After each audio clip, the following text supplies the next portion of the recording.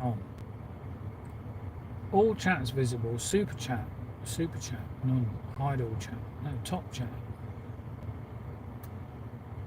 All. Let's just do the live all.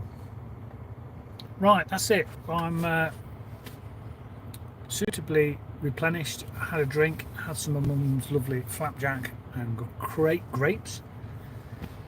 And I'm going to hook you up in a different position. So see what you all think.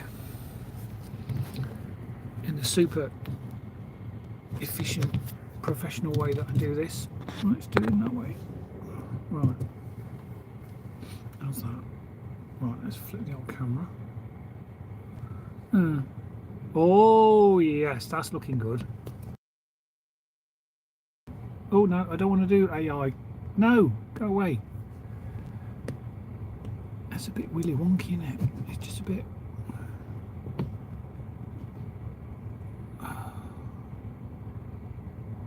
If I do that, you can still see out the windscreen a bit, can't you? How's that then? I think that might be a bit vibraty. I don't know. Let's tighten everything up really tight. How's that? Might wobble a bit.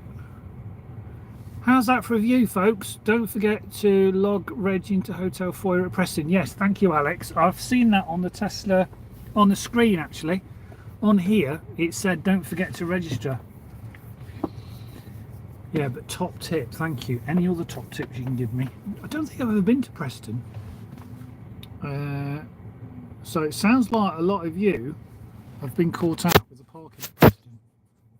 Let me just plug it in because I don't want to lose charge. So I bought this extra long cable to plug in. Have a go with charging. Have I missed anything else? So I go to the log the reg in the hotel foyer at Preston. Well, I will do that. You see the test was about it when charging. Yeah, well, it does come up on the screen. I have to say. In fact, does it say anything on there now? Let's have a look. No, but it did earlier. It definitely said don't forget to log in. What I really like, this is really quite a good angle really. I put my foot on the brake. I've not had to swipe the forwards and backwards things because the car knows I'm in front of a barrier. And as you can see, I put my foot on the brake. There's only one direction I'm going to go in, and that's backwards. And then watch what happens when I reverse and put my foot on the brake and turn the steering wheel. I really like this tech. So you're turning to straighten up to exit. I'm going to brake, and now it says here, look, to activate, drive, foot on the brake, turn the steering wheel, goes into drive. How fantastic is that? I really like that. In 500 feet, stay straight to take the M6, E05 slip road. I think it's very clever. So you don't need a knob to twist or turn or a lever to push or pull. The car sort of works it out for you. I think that's really clever tech. Now stay straight to take the M6 slip road.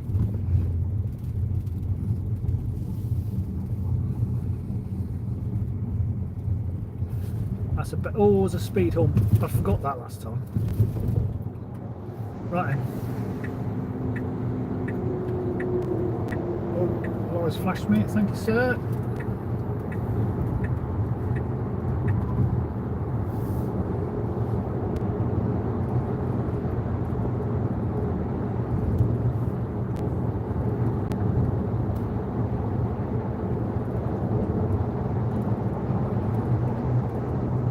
You don't get this sort of traffic in Orkney. Right, I'm going to flash him, see if he wants to come in. Is he coming in? No, carrying on. So is that a better angle, folks? Looks a bit wibbly wobbly. But anyway, at least you can see what's going on. You've got a bit more interest here, haven't you?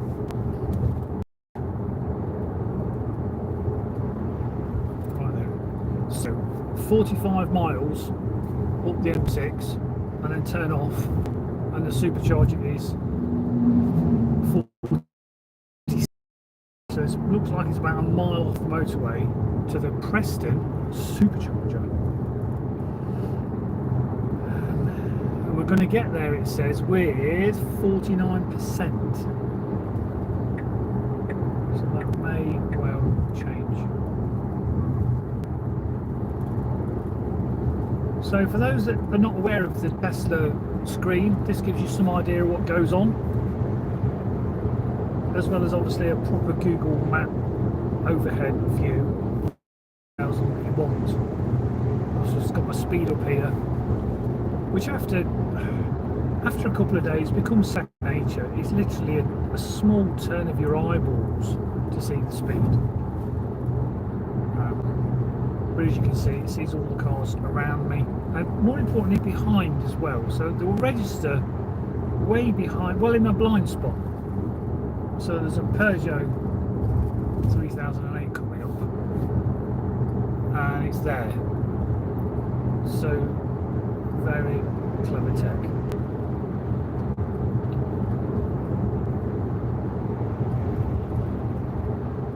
Please nobody randomly brake for paper.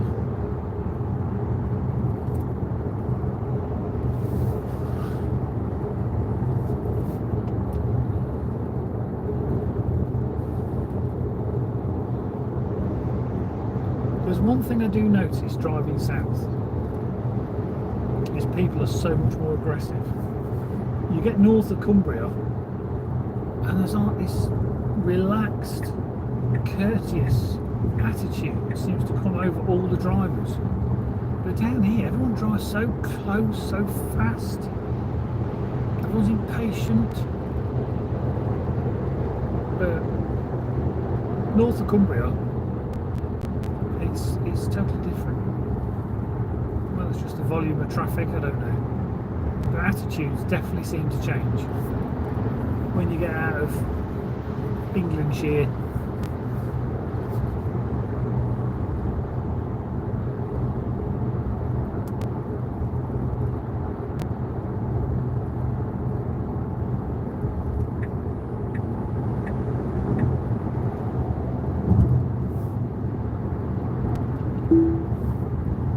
Engage the adaptive cruise, but not the beta auto steer, because it's quite clunky, and every time you go to indicate it cuts out and puts heavy regen on. So the adaptive cruise control works well without the car keeping the car in the lane, which I do like on my e-Nero. Works really well. Just nudges the steering wheel all the time, so you're not having to make those small corrections. It works well in the Tesla until you want to change lanes. The second you put the indicator on, it kicks it straight out of auto steer, and you've got normal regen. So basically you go to pull out, indicate, it cuts out the adaptive cruise and puts the brake lights on. So you have to hover with your foot over the accelerator to make sure that doesn't happen. So I've turned the auto steer off. So I've got everything that I like about adaptive cruise control. Adaptive meaning it keeps me between the car in front to set distance that I can change on the steering wheel. That works great, but the steering wheel is not nudging me into the lane all the time. So I do miss that. But dare say there will be a software update at some point, but they need to do it quite soon.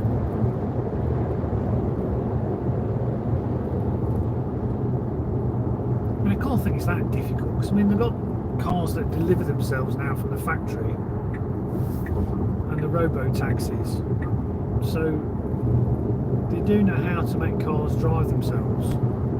It's just this level 2 autonomy or AI or whatever you want to call it, it's just a bit clunky.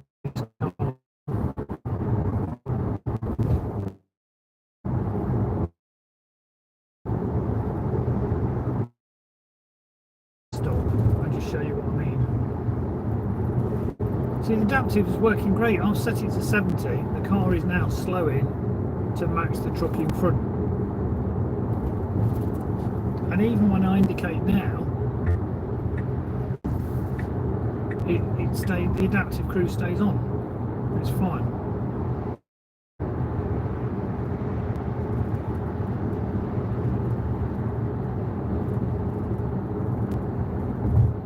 Just the auto steer that's a pain.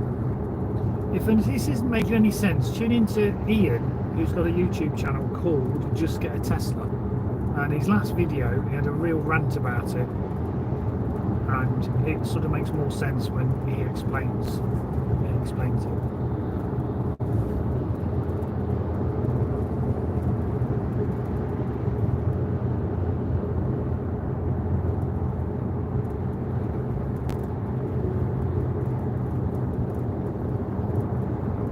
So my estimated arrival at Preston has gone up now from 49% it estimates I'll have left to 50% I'll have left.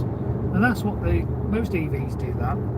It's calculating your consumption, but with the Tesla set telling you how much energy you have when you get to your destination, that is obviously adjusting and changing.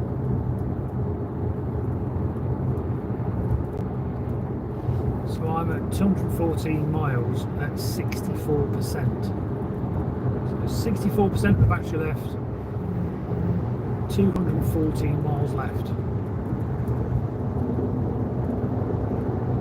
I've got another screen here, which is my consumption screen, and I'm doing 179 watt hours per mile. That's over 5 miles per kilowatt hour. Wowzers. And that's not being silly. I'm not driving like a granny. I'm keeping up with the flow of the traffic, as you can see. I'm stuck behind the lorry. Cruise is set to 70. I'm doing 54. I'm just looking for a gap in the traffic to overtake the lorries, but to be honest, it's not really going to get me that much further up the road. So if I was in a petrol, well, I wouldn't be in a diesel, but if it was in a petrol hybrid, I'll be doing exactly the same style of driving, because I'm just driving to the road conditions. Now, the car should accelerate back up to 70. Yeah, that's nice. Now in the Kia, it would immediately get you up there as fast as possible, but this is quite gradual. It's not as aggressive as the Kia, which I think is a good thing. You don't need to race up to the car behind, do you? So yeah, I like that. Of course, I can always accelerate with my foot anyway. And then as you get towards 70, take your foot off and it'll still then try and get you to 70. I've done 905 miles in this already. And I'm on a 10,000 mile a year personal contract purchase. So, yeah.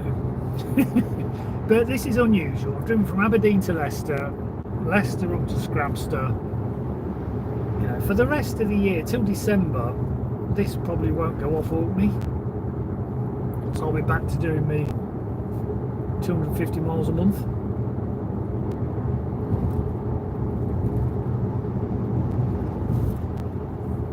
And with any lease, it's the end mileage they're concerned about. So if you're saying you're doing 10,000 miles a year, that's 30,000 miles after 3 years. You can do 29,999 miles in the first week if you want, and then just park it up for the rest of the time. So you don't have to report. So 1 year I could do 11,000 miles, and the year after I could do 9,000 miles. You get my drift. So as long as the return mileage is not over what you agreed, and if it is, you pay so much per mile. So when I worked for Drive Electric for the Reflex project, It was around 10p a mile for most of the EVs, like the Leaf and the Nero. I can't remember what it is on the Model Y. It's not 10p. I've got a feeling it's 14p. So if you do 1,000 miles over, so if I return this with 31,000 miles, 1,000 miles at 14p a mile is 140 quid. So it's not the end of the world, but obviously not good if you get into the 5,000 extra or 10,000 extra miles. So 10,000 extra miles. So I've returned this with 40,000. I'll be looking at £1,400 extra fee, if you like.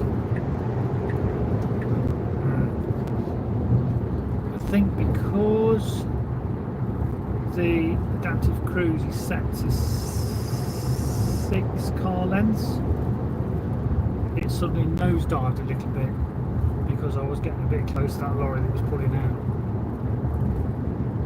So I think in these conditions I'm going to reduce it down from 4.3 to 2 car lengths on the dash is all you can do it down to. That might allow me to, well, it will do. To get a bit closer to stuff that's pulling out in front of me without the car applying the brakes or heavy regen. I'm telling the car to drive a little bit closer to the car in front, up to my agreed maximum speed, which of course is 70 miles an hour.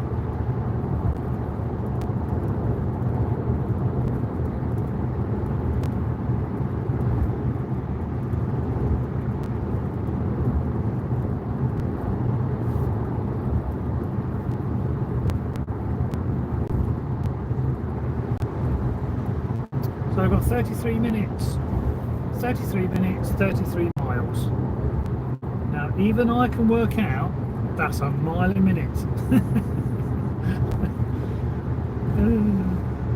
I didn't go to school in the 70s for nothing, you know.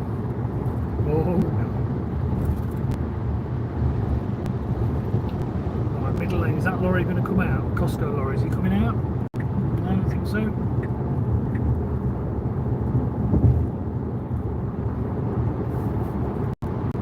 Yeah, of course it was coming out. Now come over here. Yeah, it's better now. It's not diving like it was because I've changed the distance between me and the car in front. I think I'll leave it on this minimum setting of 2.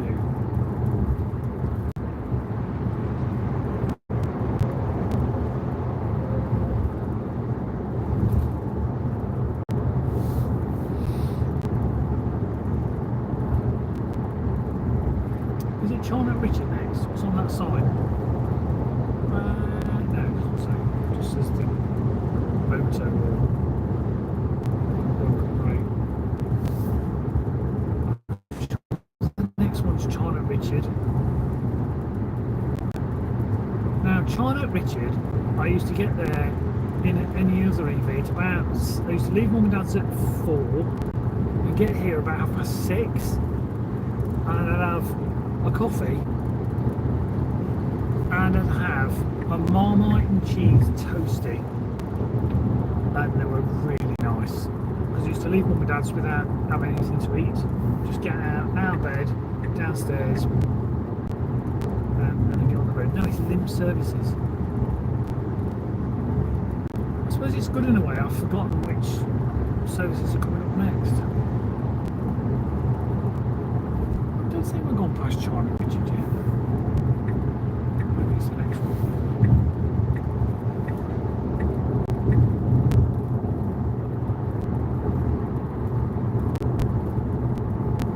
So you can probably see, yes you can see the indicator here. This is a much better angle. So I'm going to indicate to overtake this van. You can hear the indicator. It's waiting till I've crossed over into the lane and then it automatically cancels itself, but you don't see any movement of the stalk. It's all automatic. It's very clever.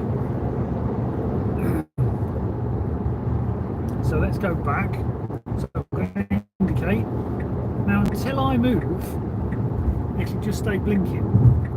Now when I move across, it knows I've moved across and cancels the indicator. I think that is pretty smart. Let's do it again. On a roll. So it's recognising the lines in the road. Oh, he's moved. He changed lanes. He no longer needs the indicator on. I really like that.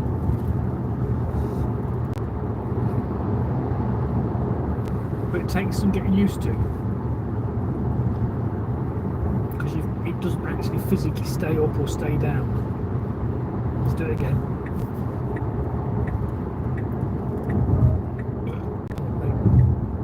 There you go.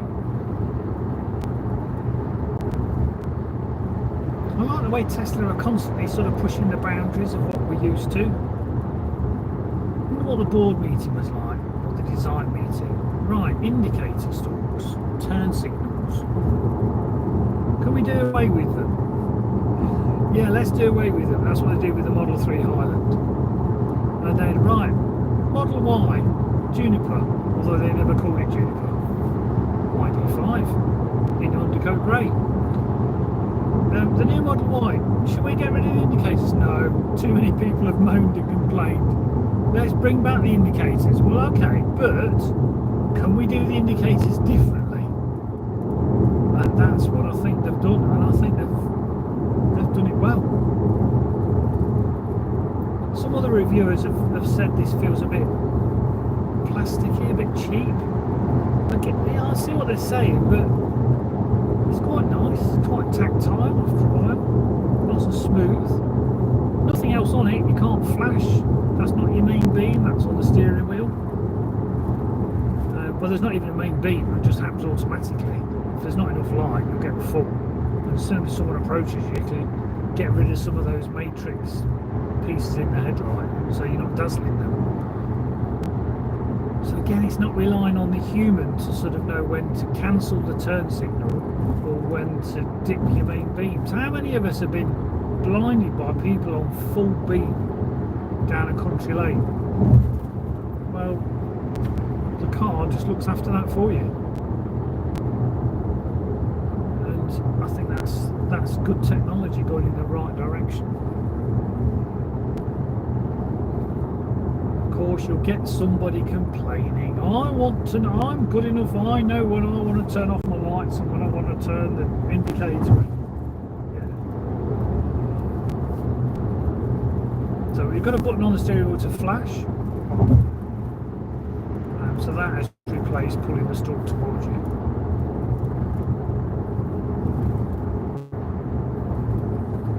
See, clever car, it's braked to let that numpty Range Rover driver, what an absolute idiot. Goodness me, he could have caused a real serious accident then. What a numpty. Did you all see that? That was mad. Crazy.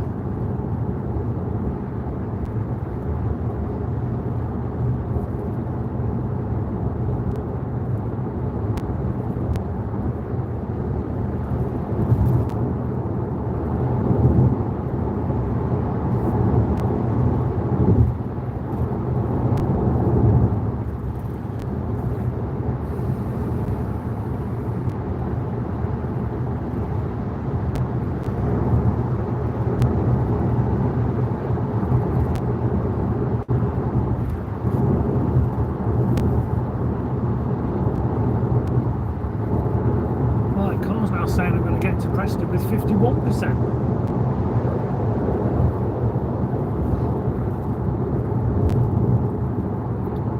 $25 to do 25 miles. And then we'll stop for a bit of lunch.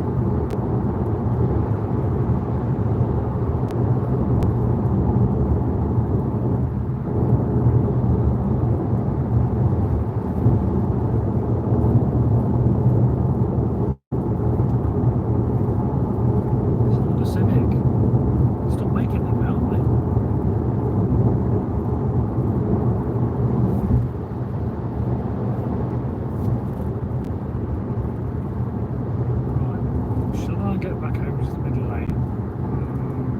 I think that, yeah, I thought that Honda was coming out. Is it a Honda? It is a Honda. Honda CR-V.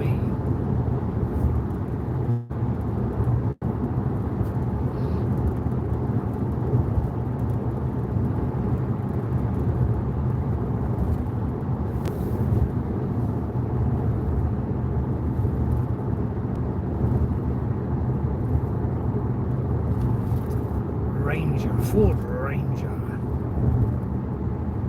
Ford Raptor.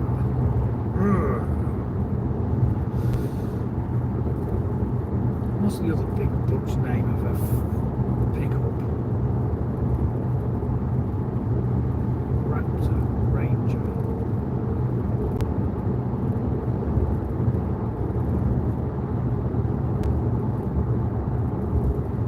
Big aggressive names, aren't they?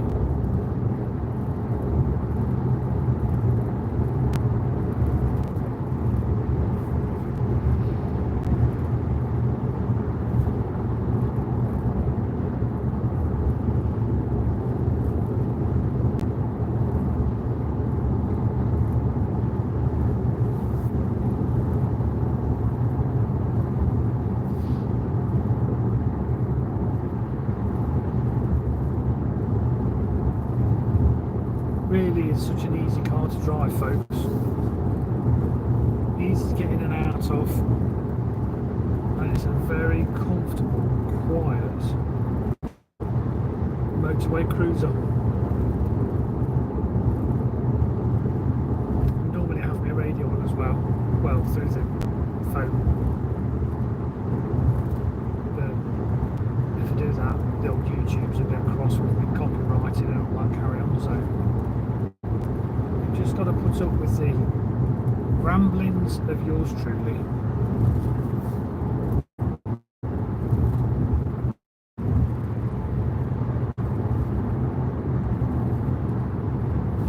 Also telling me speed cameras ahead.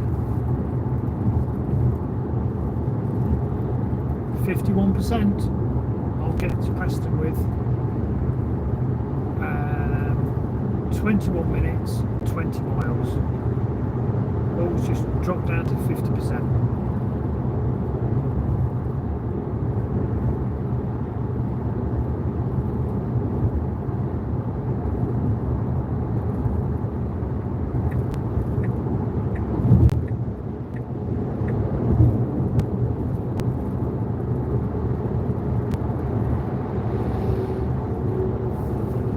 There's another one of those Range Rovers with an offset front rear number plate.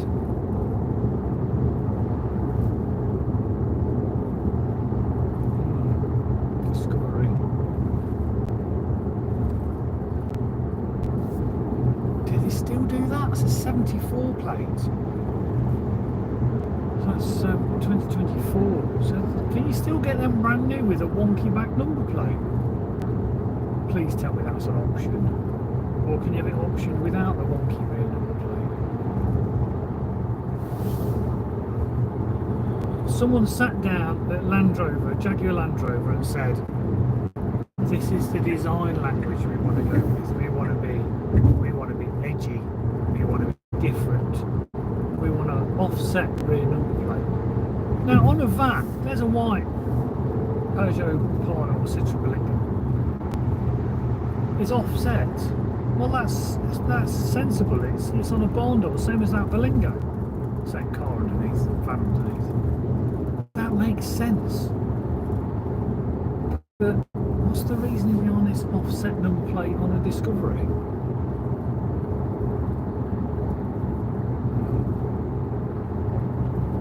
Perhaps it's just me. Time for a grape. Are you allowed to eat grapes whilst driving on the motorway? Answers on a postcard, please.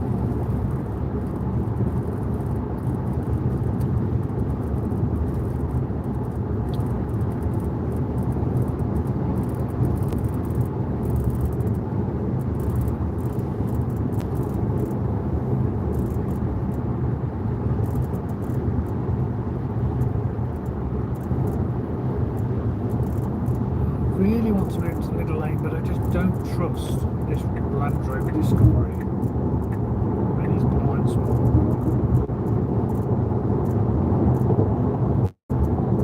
She, that's a he.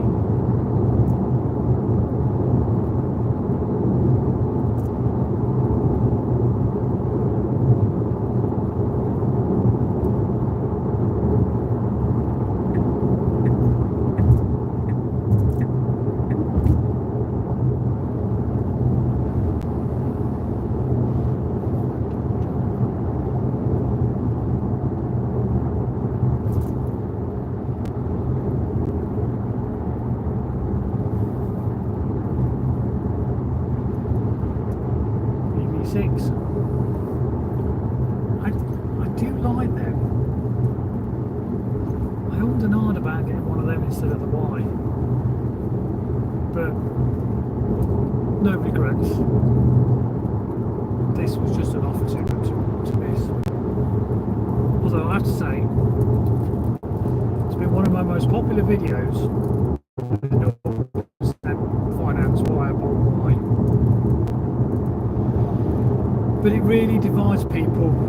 It's really quite funny. But the more Mr. Angry comments on my videos, the more that some people get so upset when, as a retired businessman, you make a financial decision about buying a new car that they don't agree with. And they are adamantly telling you how wrong you are and how stupid you've been. Despite me working for myself since I left school, I'm stupid, apparently, about money. Well, my house is paid off. I've got no credit cards. I think I know what I'm doing.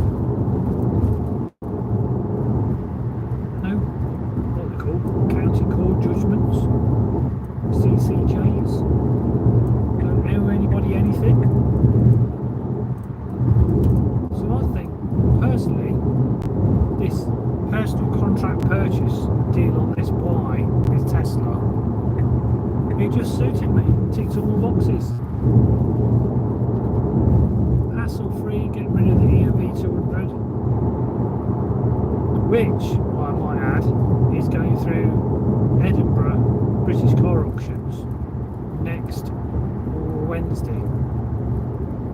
And guess who's going to be online to watch it, to see what it fetches, so I can bring, I think, what would be a really interesting video onto my channel about what I sold it for, what I bought it for 3 years ago, which was £7,000. Porterfield it for £5,771, and BCA say it's got a trade value of £7,050. So, me personally, I've lost £1,300 on it over 3 years. I don't think that's too shabby at all. And it'd be interesting to see what it makes at British car auctions.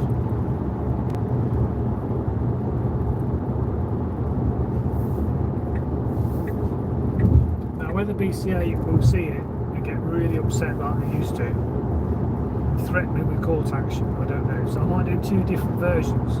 I might do a YouTube video with the bit of the car going through and record it, and then do another version with me just saying what it was, and then if if I really get pulled over the coals, I can just swap it for the clean version, the non-BCA version. But you guys all like to see what the auctioneers say and what they sell for. So at least if I do it with it and wait for the phone call or the email from BCA to say get that pulled down or else, then at least I'll have plenty of witnesses online that will have said, oh yeah, JP was right, that's what he did fetch, he had to take it down. So that's my thinking anyway. So when it comes out, if as many people can watch it before it gets taken down because of legal leanings by British car auctions, which again I don't honestly see the problem, I really don't. It's just this smattering that they just want to keep everything in house. That's what it smells like, which is not good for the industry, and I covered that in one of my other popular videos about how BCA silenced me. So I'm going to push it again, see what happens.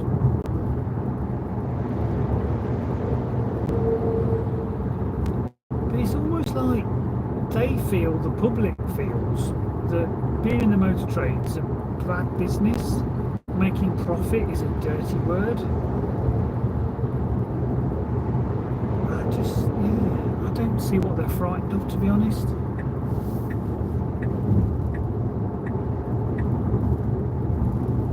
I don't think any man in the street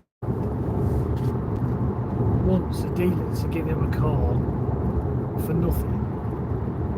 The man in the street's got to realise, I'm sure he realises there's time and effort and expense in buying a car from auction, preparing it, putting a warranty on it, getting it checked over, advertising it. The advertising on Auto Trader now, I've never used Auto Trader. The advertising on Auto Trader costs dealers a fortune. I'm talking £4,000-5,000 a month, you know, to list, I don't know, 15 cars. It's just extortionate. But they're sort of drawn into this because it's a byword, isn't it? Oh, go on Auto Trader, look for a car. Oh, go on Auto Trader, and Auto Trader know that. Dealers are too frightened to let go because obviously they can see analytics that says all your customers, 90% of your customers all come from Auto Trader. Well, then Auto Trader got the dealer over a barrel. As if life isn't hard enough economically for most businesses. Let's just keep putting the fees up to list stuff on Auto Trader all the time. Like I said, I never used Auto Trader. Even when I first started, it was that expensive. I couldn't reason on it. I thought YouTube, Twitter, as it was then, Facebook, are a much better medium to sell vehicles. And then, of course, doing buy to order, that just spread through word of mouth before the days of Kazoo and all the other, what's that in the road? All the other online people. Charlotte, Richard, here's Marmite sandwich territory. Marmite toasty. About 6:30 in the morning.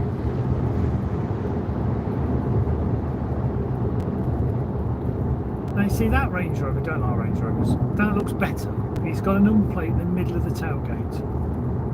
That's nice. The offset one is just ridiculous. Right, braking heavily for the truck. Pull out. Come on. Tessie. It's a bit slow on reacting, to be fair.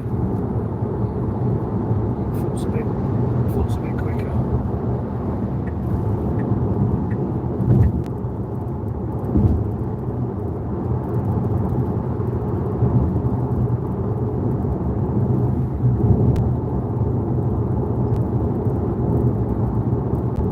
Right, 5.7 miles, we're turning off.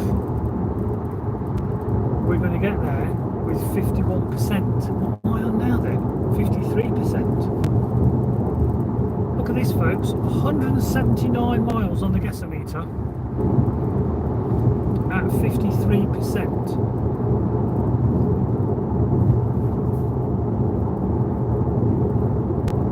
So what's that? Let's say 175 at 50%. What's two 175s? 300 and 350. It's 350, isn't it? A 350 mile range electric vehicle. I'll take that. Right, concentrate, Porterfield. Although present predicted range is 199 miles according to the consumption graph, over the last 10 miles I've used 2 kilowatt hours of energy.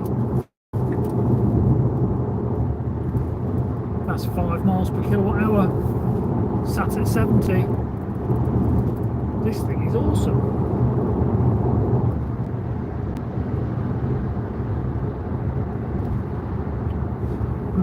.5 watt hours per mile. That's just how they measure it. Yeah.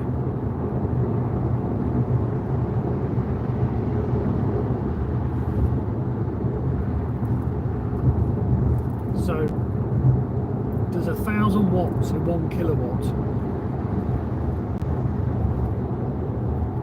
So there's a way of working that out, but down here it has said consumed now 1.9 kilowatt hours in the last 10 miles. So 2 kilowatt hours for 10 miles. That's 5 miles per kilowatt hour. Nice. Nice.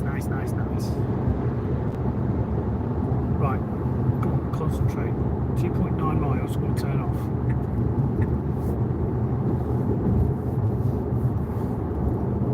To the lorry. Lorries. 1 mile Leyland, it'll be 5.2 something.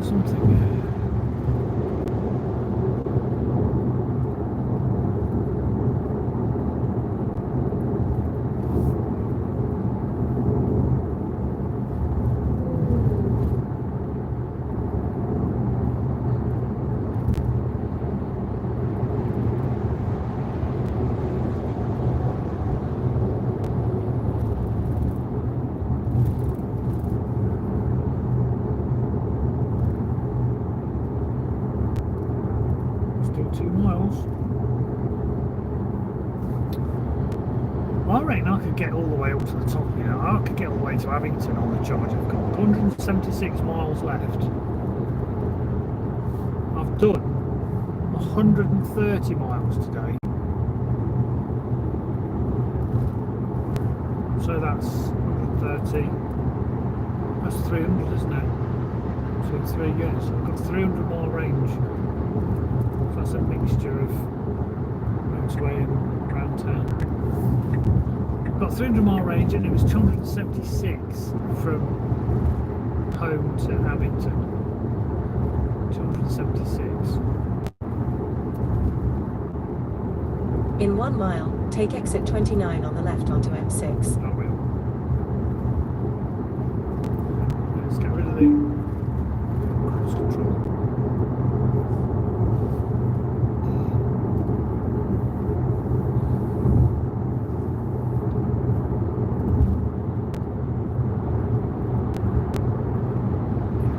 Undercoat grey Audi Q4 e-tron.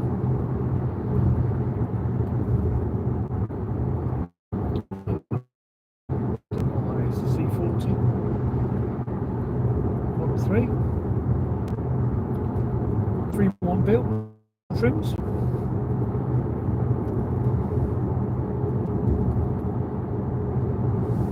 Right then. Coffee. We're going right around the houses, aren't we? I don't think I've ever been to this one before.